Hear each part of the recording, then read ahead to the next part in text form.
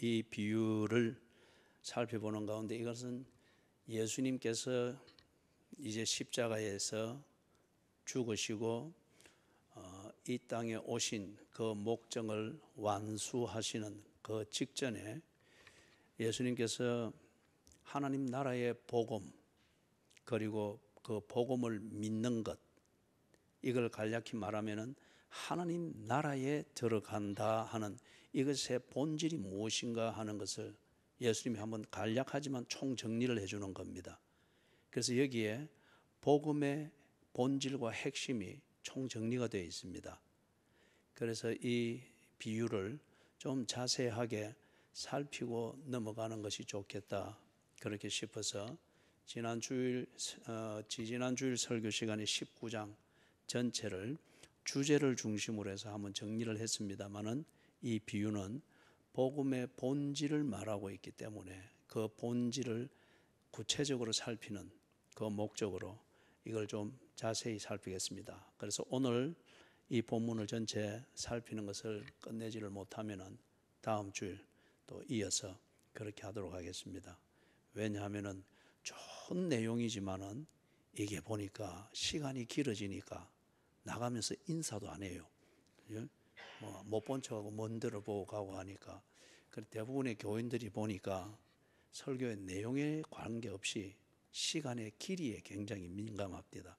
그래서 그걸 봐서 적당한 부분에 가서 만약에 끊기면은 다음 주일 또 이어서 그렇게 하도록 하겠습니다. Patience and Shushu. I will go through the text that we read. I try to make an exposition throughout today, but I'm not sure if I can complete the exposition today. Unless I cannot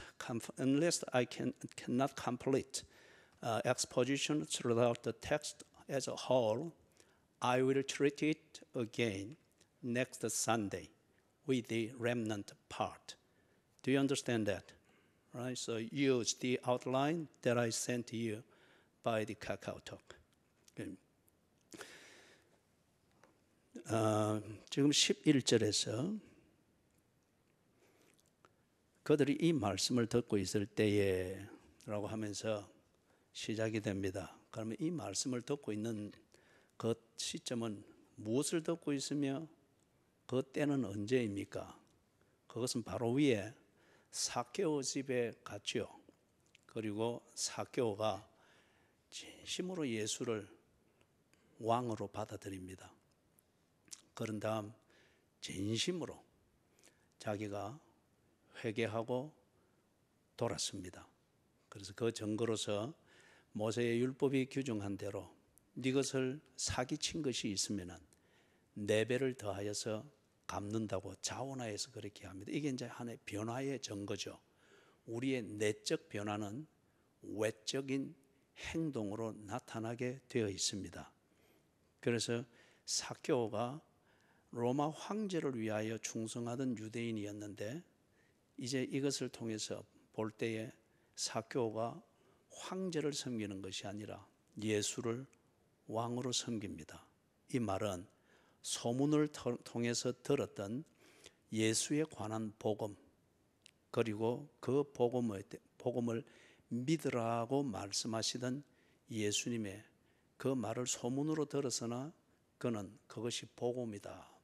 이것이야말로 나를 살리는 good news, 복음이다 하는 것을 인정하고 예수를 구세주로 왕으로 영접했습니다.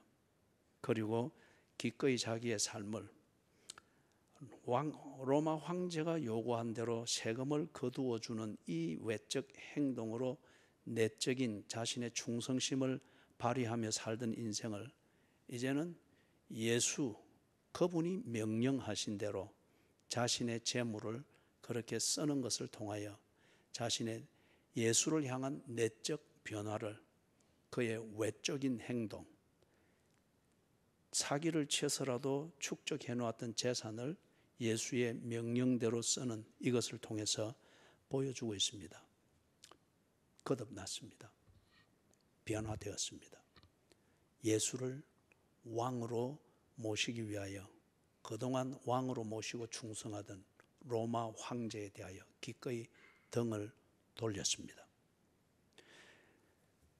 여기에 대해서 예수님이 9절 10절에서 말씀하시죠. 예수께서 이르시되 오늘 구원이 이 집에 이르렀으니 이 사람도 아브라함의 자손이미로다. 인자가 온 것은 잃어버린 자를 찾아 구원하려 함이니라. 왕 대신 예수께서 자기 백성을 위하여 무엇을 하시며 그것을 어떻게 이루시는가 하는 것을 보여주는 말씀입니다. 이걸 지금 사람들이 들었습니다. 이걸 들었을 때에 사람들이 어떻게 생각을 하는가? 자기들 입장에서 생각을 하는 거예요. 자기들 입장에서 자기들의 필요를 따라서 또는 예수에 대하여서 그들이 나름대로 가지고 있었던 그 기대감, 이것에 근거해서 이 기대감이 현실이 되어지는 자기 방식대로 생각을 해서 결론을 가지는 겁니다. 거기 이제 11절 하반절에 보죠. 중간에 보니까 이는 자기가 예루살렘에 가까이 오셨고 그들은 하나님의 나라가 당장에 나타날 줄로 생각함이라. 이 사람들이 제자들을 비롯해서 예수를 따라다니던 이 군중들이 예수에 대한 소문을 많이 들었고 3년 동안 예수님이 하신 일에 대한 소문도 듣고 그 중에는 잠시 생계를 뒤로하고 예수를 따라다니면서 더 몰입하여 보았던 사람들입니다. 그런데 예수께서 놀라운 일들을 많이 행했거든요. 그리고 이제 삭개오의 이 사건이 있고 난 뒤에 예수님이 잃어버린 자를 찾아 구원하러 왔다.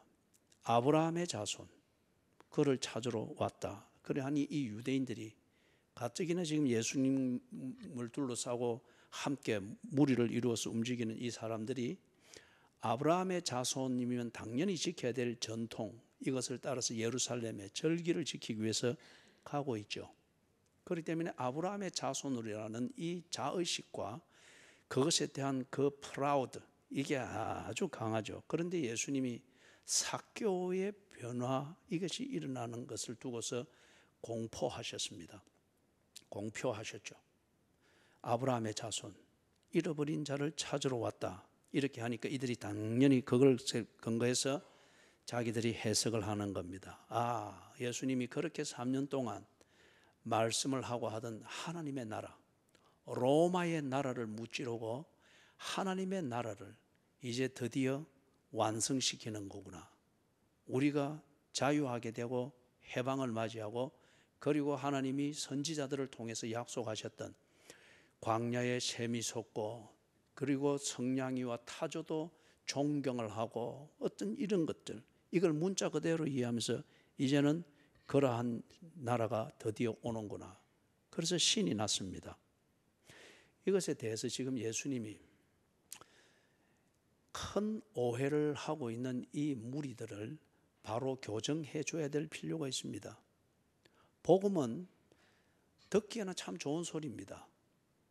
그러나 그 내용에 대하여서 그 듣기에 좋게 들리는 이것을 가지고 그 내용 또는 본질이 어떤가에 대해서는 듣는 사람들이 자기 입장에서 요리를 해버립니다. 그리고 좋게 들리는 이것이 정말 내 것이 되도록 그 방식도 자기가 만듭니다. 거기에는 결코 손해볼 것은 들어가지 않습니다. 고생할 것도 전혀 들어가지 않습니다. 그저 감나무 나래 아래서 입만 벌리고 누워있는 이 정도만 하면은 복음이 입에 그냥 쑥 떨어지는 정도로 그들이 스스로 만드는 거죠. 예수님께서 이런 오해를 둘 수가 없죠. 그리고 이런 오해를 불식시키기 위해서 3년 동안 다각적으로 보게 해주셨고 가르쳐 주셨고 듣게 하셨단 말이에요. 그런데 이 마지막 단계까지 와서 이들이 치명적으로 이것을 오도를 하고 있습니다.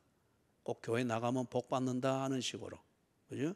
이런 식으로 그들이 오해를 하고 있단 말이에요. 그래서 지금 예수님이 이걸 바로잡기 위하여서 이 비유를 말씀을 하는 겁니다. 그래서 거기 비유를 더하여 말씀하시니 이는 이 비유를 더하여 말씀하시는 그 이유가 뭐냐? 두 가지입니다. 예수님이 이제 예루살렘에 가까이 오셨습니다. 이거는 앞에 우리가 18장 31절부터 34절에 보았던 것처럼 예수께서 이 땅에 오신 그 일의 목적을 완성하는, 그걸 위해서 예루살렘으로 가시고 예루살렘에서 어떤 일을 할 것인가, 그래서 이 땅에서의 사역을 마무리한다 하는 것을 암시하셨죠. 그런데 바로 그 예루살렘에 이제 17km 정도 26km 정도 떨어져 있는 요 거리입니다. 여리고에서 예루살렘 사이. 이게 지금 지금 그쪽으로 가는 여행객들이 여리고에서 예루살렘까지 한번 이 길을 순례를 한다 이러면은 약 한 6시간 정도, 6시간 정도 걸리는 그 거리라고 합니다. 그런데 마지막 요 시점에 왔는데 이 사람들이 치명적인 오해를 하고 있단 말이에요. 그래서 예수님이 그 길을 가시는 중에, 보통 그거 같으면, 정상인 같으면은 이런 얘기를 반복할 필요가 없잖아요. 그죠? 그리고 이런 가르침을 목적으로 하는 설교를 그렇게 할 환경이나 분위기가 아니죠. 그런 단계면은. 그런데도 불구하고 예수님께서 지금 이것을 심각하게 여기서 이 오해를 풀 수 있도록 하기 위해서 다시 한번 3년간의 그 사역을 총정리하여 엑기스로 그들에게 한번 복습할 수 있는 것을 주듯이 이 비유를 통해서 그들에게 복음의 본질이 무엇인지, 예수를 믿는다고 하는 게 뭔지, 다른 말로 하면 하나님 나라에 들어간다고 하는 이게 뭔지를 그들로 하여금 바로잡을 수 있도록 설교를 하는 겁니다. 비유를 가지고서. 12절에 보니까 비유를 드는데, 시작을 하는데 어떤 귀인이 왕위를 받아가지고 오려고 먼 나라로 간다고 합니다. 이것은 예수님이 그냥 자작으로 만들어낸 비유가 아니고, 여러분들이 이 복음서를 보면은 마태, 마가, 누가, 요한복음 여기 보면은 비유가 자주 나오죠. 예수님이 비유를 사용했어요. 씨 뿌리는 비유라든지 가라지 비유라든지 무화과 비유, 나무 비유 많이 나오죠. 예수님이 사용하는 모든 모든 비유는 자작하여 적극적으로 만들어낸 것이 아닙니다.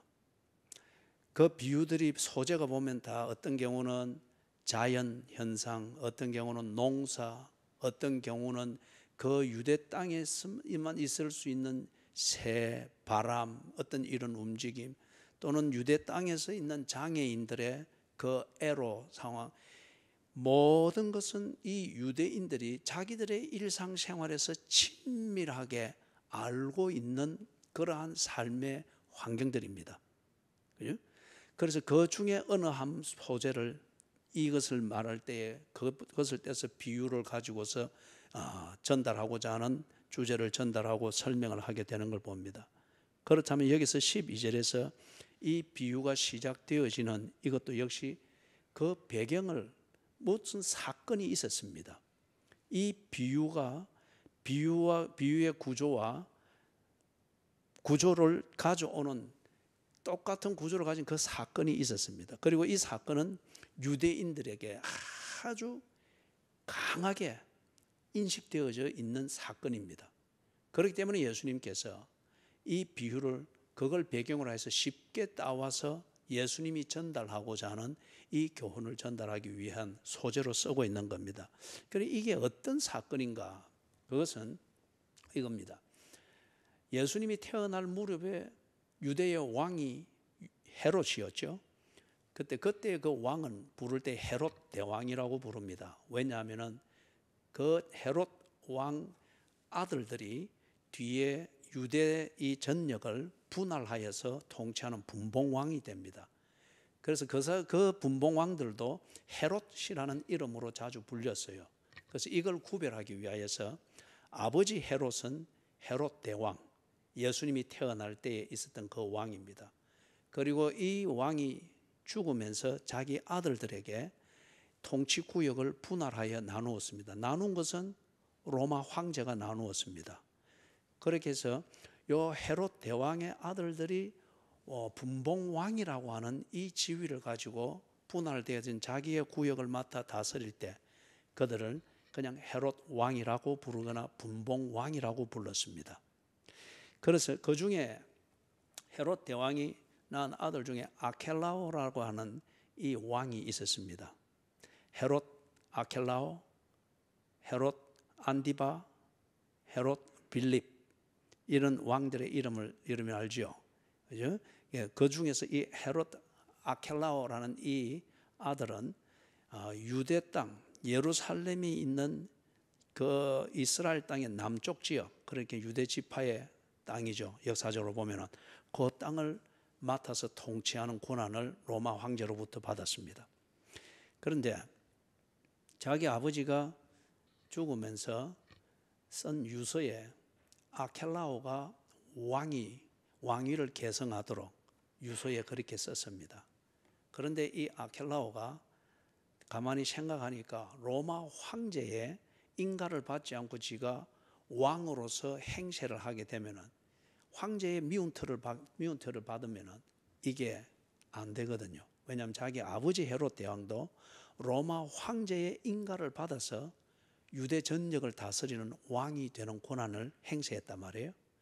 그래서 이 아켈라오가 아버지 유서를 따라서 국내 대신들이 그리고 군사 지도자들이 왕으로 옹립할 때에 자기는 나서지 않았습니다.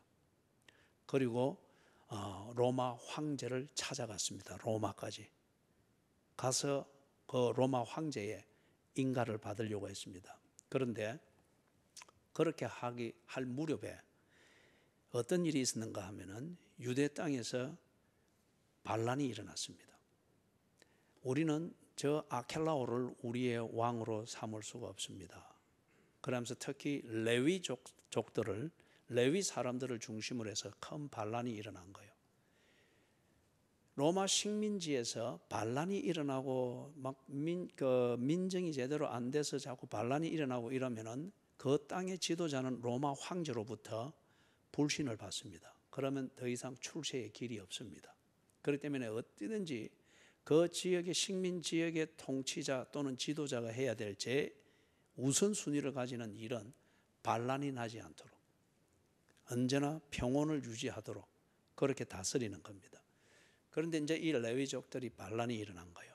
폭동처럼 막 일어나니까 이 아켈라오가 자기의 그 존재감을 과시하기 위해서 어떤 수를 썼는가 하면은 공포 정치를 쓴 겁니다. 그래서 반란을 일으키고 있는 이 사람들, 그 중에서 특히 레위족들을 3,000명을 살해했습니다. 역사 자료입니다. 3,000명을 살해하면서 본보기를 보여준 거예요. 그런데 살해하는 그 날에 유월절이 포함되어 있었던 겁니다. 이것은 유대인들에게서 아주 중요한 절기죠. 그래서 이 헤롯 가문은 원래 에돔 족속이기 때문에 심정적으로는 유대인들이 그렇게 목숨을 걸고 중요하게 여기는 절기든지 어떤 이것에 대해서 그들이 어떤 필요가 있으면 별 관심을 안 가집니다. 그래서 아켈라오가 공포 정치를 쓰면서 폭동을 일으키는 이 사람들을 죽이는데 6월절에 그 일을 행했습니다. 그러니까 이 유대인들로서는 아니 6월절에 피를 뿌리다니 그들이 종교적으로 아주 반감을 산 거예요. 그런 그 일이 있고 난 뒤에 이 아켈라오가 로마 황제에게 왕권을 인정받기 위해서 로마로 여행을 떠났습니다. 먼 길을 떠났죠. 여기 귀인이 먼 길을 여행한다 해놨잖아요. 떠났습니다. 이때에 이 유대인들이 특히 레위족들이 주동이 되어서 대표단을 꾸렸습니다. 그리고 아켈라오 뒤를 쫓아서 로마 황제에게 파송을 했습니다. 그리고 황제에게 가서 우리는 이 아켈라오를 유대를 다스리는 왕으로 받아들일 수 없습니다. 이걸 상소하게 한 거예요. 그래서 이 유대인들을 6월절에 그렇게 죽이고 한 이것이 지중해 연안에 흩어져 사는 유대인들 공동체에 확 알려지겠죠. 당시 로마 도시에는 거기에 거주해서 사는 유대인들이 한 2,000명 정도 있었답니다. 이들이 이 소식을 듣고 함께 동참해서 로마 황제에게 상소한 거예요. 저 아켈라오를 유대의 왕으로 삼으시면 안 됩니다. 그리고 유대 땅에서 보낸 이 대표단도 로마 황제에게 상소했습니다. 우리는 저 사람을 우리의 왕으로 받아들일 수 없습니다. 시끄러우니까 로마 황제가 이 찾아온 아켈라오에게 자기 아켈라오의 아버지 헤롯 대왕의 얼굴을 봐서 내칠 수는 없고 그렇게 해서 어떤 타협안을 주었습니다. 유대 땅을 통치할 수 있는 왕권을 지금은 줄 수 없다. 너를 반대하는 백성들의 민원이 너무 거세니까 안 된다. 대신에 땅을 분할해서 형제들 간에 나누어 맡아라. 그러면서 아켈라오에게는 남쪽 유대 땅과 예루살렘이 포함된 그 지역을 맡도록 하되 왕이라는 칭호를 쓰지 못하도록 했습니다. 분봉왕 이것을 쓰도록 했습니다. 그래서 네가 통치를 잘해서 민심이 안정이 되고 하는 이것이 보여서 네가 통치를 잘한다는 게 증명이 되면은 그때에 내가 네 아버지가 가지고 있던 왕권을 네게 주도록 하겠다. 그 조건을 주어서 분봉왕이라는 칭호로 보낸 겁니다. 그런데 아켈라오가 그 폭정을 일삼는 그 성격이 어디 갑니까? 그러다 몇 년 뒤에 로마 황제로부터 유대 땅에서 추방을 당해서 스페인 쪽으로, 그 당시 스페인은 굉장히 열악한 로마의 식민지였죠. 그 땅으로 가서 추방이 됐는데 그 뒤로는 아켈라오가 어떻게 됐는지 이 전면에서 사라져 버렸습니다. 자, 그런데 이 아켈라오가 여리고 지지난주에 우리가 사개오를 볼 때에 여리고라는 도시에 대해서 잠시 보았습니다만은 굉장히 번성한 도시라고 했죠. 그렇기 때문에 거기에 세금을 징수하는 일종의 국세청과 같은 그 본부가 거기에 있었습니다. 유대 땅에 세 군데 있는 중에 여리고에 그 중에 하나가 있었습니다. 그만큼 거래가 많은 도시였어요. 자, 그런데 거기에 그 번성한 도시라고 하는 또 증거 중에 하나가 뭔가 하면 이 아켈라오가 분봉왕이 되어서 거기 간 뒤에 여리고에 자기의 궁전을 지었습니다. 그래서 지금 이스라엘 쪽으로 여행하는 자들은 여리고에 가서 그걸 보는 겁니다. 아주 멋지게 잘 지었다고 합니다. 자, 그럴 정도로 이 여리고가 번성했고 그리고 아켈라오가 거기에 궁을 세워서 거기서 귀인으로서 통치하고 자기의 세력을 과시하고 그런 것 같으면 이 사개오가 있는 집도 사개오가 경제적으로는 부자였던 게 분명합니다. 그러면은 사개오가 아켈라오가 거주하며 통치하는 이 궁전과 그리 멀지 않았다고 그렇게 봅니다. 그렇기 때문에 언제나 결탁이 잘 되었겠죠. 자, 그래서 12절에서 시작되어지는 이 비유 이것에 대한 그 모델은 아켈라오 왕이 그렇게 했던 그것이 지금 배경이 되어 있습니다. 왜냐하면 이 사건은 유대인들이 너무 깊이 알고 있기 때문에, 그죠? 우리도 그렇지 않습니까?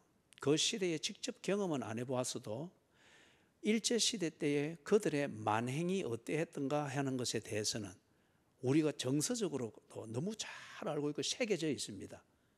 그렇기 때문에 예를 들면 한일전 축구 시합할 때에 뭐 들리는 얘기는 그렇습니다. 감독들이 꼭 마지막에 감정의 불을 지른다고 합니다. 이 게임은 져서는 안 된다. 뭐 일제 어쩌고 뭐 이러면 뭐 선수들이 뭐 아주 힘을 쏟는데 애국심을 가지고서 그와 같이 여기 지금 아켈라오 왕이 그런 일을 이렇게 했다 하는 이것은 유대인들의 정서에 깊이 배어져 있습니다. 그래서 이것에 대해서 구차한 설명이 필요 없이 그걸 배경으로 하여 예수님께서 그 구조를 가지고서 지금 이 비유를 왕권과 왕권을 인정하는 백성, 왕권을 인정하지 아니하는 백성 이것을 가르치기 위해서 이 구조를 지금 쓰는 겁니다. 13절을 보니까 이 귀인이 멀리 가는데 종들을 불렀습니다. 10명을 불러가지고 10머나를 주었다 하는데 이것은 머나 하는 것은 달란트도 원래는 이게 뭡니까? 헬라어로 되어 있는 화폐 단위입니다. 화폐 단위. 그게 제일 높은 단위고 그 밑에가 뭔가 하면 머나. 이것도 역시 화폐단입니다. 물론 그때에는 우리처럼 지폐가 있고 이건 아니죠. 그때 이제 이 화폐 가치로서 그렇게 삼던 것은 금이든지 은이 중심을 이루었고, 그 다음에는 구리로 만든 동전 이런 것들로서 화폐 교환을 하곤 했죠. 그래서 제일 큰 단위가 달란트입니다. 한 달란트. 이렇게 하면은 건강한 노동자의 1년치 임금에 해당이 되어질 정도입니다. 그 밑에가 이제 머나입니다. 이 머나 이것의 가치는 건장한 노동자의 한 3개월치 월급에 해당되어지는 그런 것입니다. 자, 그래 이걸 10명의 종을 불러서 맡기는데 한 사람당 10머나를 맡긴 것이 아니고 10명을 불러서 10머나를 주었다고 하는 것은 한 명당 한 머나씩 그렇게 나누어 준 것, 그런 표현입니다. 내가 돌아올 때까지 장사하라 하니라. 그래서 이 지금 먼 길을 갔다가 돌아오기까지 기간이 제법 걸리는 것을 알 수 있습니다. 자, 그동안에 이 종들이 주인을 진심으로 존경하고 진정 주인과 종의 이 관계에 대하여 그들이 신실하다고 하는 것 같으면은 주인이 눈에 보이지 않는다 할지라도 주인의 뜻을 받들 것이며, 그리고 주인과 종의 관계에서 종의 해야 될 일과 종의 위치를 지키는 것이 몸에 배어 있어야 할 것입니다. 그렇기 때문에 이 주인이 먼 길을 떠나지만은, 그래서 기간이 오래 걸리겠지만은 이 종들에게 그 일을 맡기는 겁니다. 종이 해야 될 일, 이것을 맡기는 것. 이게 이제 13절에서 보는데, 이게 이제 예수님이 암시하는 것은 무엇이냐? 예수님께서 오셔서 당신의 일을 이제 곧 마칩니다. 26km 떨어져 있는 예루살렘에 올라가서 18장 31절에서부터 34절에 말했던 대로 자기 백성을 위한 구세주의 일, 왕이 해야 될 일을 하시고 마칩니다. 그런 다음 그분이 요한복음 14장, 15장, 16장에서 말했던 것처럼 당신이 가셔야 될 곳으로 갑니다. 거기서 아버지 하나님으로부터 심판주요 다스리는 왕의 왕권을 받고서 돌아온다고 합니다. 그걸 보고 다시 온다, 재림한다 그렇게 했죠. 그럼 이게 무슨 말입니까? 지금은 그들이 예수님을 둘러싸고 보고 싶을 때 보고, 듣고 싶을 때 듣고, 말하고 싶을 때 대화하고 할 수 있지만은 이제 곧 예수를 보기 위해서 찾으나 찾을 수가 없는 때가 바로 임한다는 거예요. 예수님을 직접 보고 듣고 확인하고 이렇게 3년 동안 해왔는데 이제 곧 그럴 수가 없는 때가 온다는 겁니다. 그리고 그분이 다시 돌아올 때까지 긴 시간을 예수께로부터 들었던 복음, 예수님을 통해서 보았던 그 복음의 사실들, 이것에 대하여서 예수께서 말씀하신 것 믿어라, 받아들여라, 그리고 나와 함께 동행하도록 해라, 하나님의 나라에 들어가도록 해라 하는 이 말씀대로 그들이 지키며 사는 겁니다. 그분이 돌아올 때까지. 정말 그들이 예수를 진심으로 듣고 그래서 예수를 존경하고 예수를 믿었다고 하면은, 그래서 내가 복음대로, 예수께서 들려준 복음대로 하나님 나라에 들어가 하나님을 왕으로 섬기는 하나님의 백성이 되기를 원했던 이 진심이 있다고 하면은, 그러면은 먼 길을 떠나는 예수께서 돌아올 때까지 너희들이 이 믿음을 가지고서 하나님의 백성으로서 제대로 살아라, 이 말을 지키며 살아야 된다는 거예요. 이걸 지금 당부하는 겁니다. 그죠? 3년 동안 지금 이걸 말씀을 하는 거잖아요. 그래서 내가 돌아올 때까지 장사하라 하니라, 이 종들의 비유를 들어서 그리 말씀하는 거예요. 그런데 14절에 보니까 예수의 왕 되심 또는 예수의 그 구세주 되심, 이것을 적극적으로 반대하고 적극적으로 거부하는 이 사회의 분위기를 예수님이 다 말씀을 합니다. 헤롯 아켈라오가 왕이 되기 위해서 로마 황제를 찾아갈 때에 아켈라오에 대해서 아주 적개심을 가지고 반감을 가지고 있는 유대인들이 대표단을 만들어서 로마 황제를 찾아가서 왕이 되면 안 됩니다. 업소하듯이. 지금 예수께서 왕으로서 당신을 보여주고 그리고 자기 백성을 찾으러 왔고 잃어버린 자를 구원하기 위하여 왔고 지옥에 있는 자기 백성을 건져내어 하나님 나라에 들게 하기 위해서 왔다라고 보여주고 가르치고 공포하고 그렇게 하는데 이것을 보고 들으면서도 불구하고 예수가 왕이 된다고 하는 것, 이걸 적극적으로 거부하는 것이 이 세상이라는 겁니다. 예? 이 세상이라는 겁니다. 이 부분에 대해서 우리가 현실적인 예를 들면 그렇습니다. 교회나 기독교나 그리고 기독교에서 말하는 성경에 대해서 그들이 잘못을 찾지를 못합니다. 그리고 딱 잘못한 것도 없습니다. 그러나 정서적으로 아니면 자신의 입장에서 무조건 반대를 위한 반대를 하는 그게 이 사회의 분위기죠. 그리고 이 세상의 분위기죠. 기독교를 왜 개독교라고 합니까? 물론 기독교인들 중에 도덕적으로 미성숙하거나 그러나 참된 기독교인이 아니면서 기독교의 옷을 입고 종교인의 행실을 하는 사람들이 자기의 욕구를 채우기 위해서 기독교의 이름을 빌려서 사기를 치고 거짓말을 하고 폭행을 하고 나쁜 짓을 하는 사람들이 없잖아 있죠. 아니면 요즘 사람 제법 많죠. 그러나 그 자체가, 그런 사람들 자체가 기독교의 본질을 보여주는 것은 아니지 않습니까? 그런데 그런 네거티브한 케이스만 있으면 그것을 붙잡고서 예수를 매도해 버리는 거예요. 하나님 나라를 매도해 버리는 거예요. 그리고 뭐 우리 속된 표현으로 말하면 도시락 싸들고 다니면서 기독교를 저지하려고 하고 방해하려고 합니다.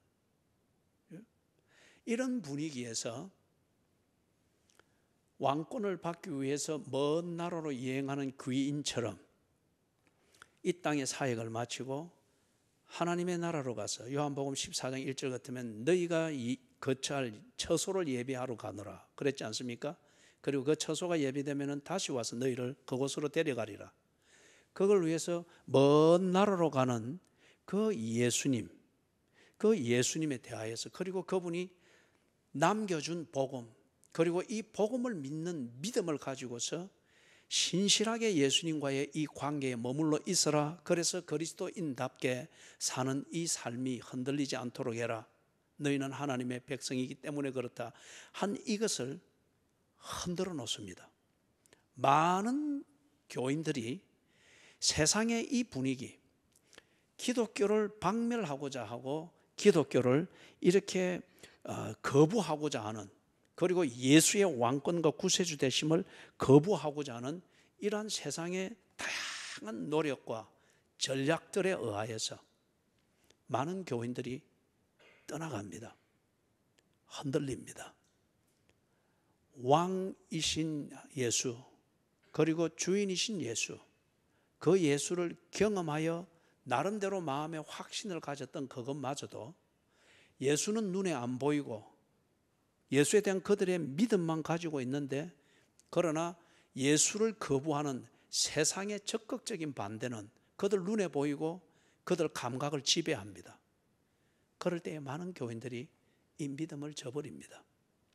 복음에 대한 그들의 경험을 무시해버리고 우선 눈에 보이고 감각적으로 위협이 되어지고 있고 당장 먹고 사는 문제, 이것에 결정권을 진 것처럼 행세하며 예수를 거부하는 그 사회에 같이 편성하게 되는 것을 보게 됩니다. 교회가 그렇게 통째로 넘어가는 것을 또한 보게 됩니다. 교회의 본질과 교회의 흐름이 그런 것과 동조하기 위하여서 예수가 가면서 10문화를 주면서 이것을 가지고 장사하라, 즉 그리스도인답게 살아라, 예수와 관계를 가지고 있는 하나님의 백성답게 살아라 하는 이 본질을 지키는 그런 성도의 교제와 교회의 목양에서 벗어나서 이 사회의 저항에 부딪히지 아니하고 그것을 부딪히면서 가지는 종교적 고생, 이것을 피하면서 동시에 기득권을 살릴 수 있는 이런 얍삽한 방식들을 가지고서 많은 교회들이 종교 단체로 전락하게 되는 것을 봅니다. 그리고 교인들은 그것을 좋아합니다. 왜냐하면 신경 쓸 게 없기 때문에, 고난받을 일이 없기 때문에, 양쪽에서 다 유익한 것만 얻는 것 같기 때문에 그런 식의 교회를 좋아합니다. 그런 식의 오도되어지고 뒤틀어진 기독교라고 하는 이것을 그들은 좋아합니다. 그게 인문주의와도 잘 통한다라고 하면서 기독교의 복음을 문화화시킵니다. 또는 기독교의 이런 신앙생활이라고 하는 이것을 대중화시켜버립니다. 그러면 별 불편할 게 없죠. 자, 여러분 오늘 우리 14절까지만 그렇게 하도록 하십시다. 14절까지 하고 다음 주일에 15절 이하에서부터 해서 이제 예수님께서 돌아오셔서 심판하시는 그 기준이 무엇인가 하는 이 부분을 살펴보도록 그렇게 하겠습니다.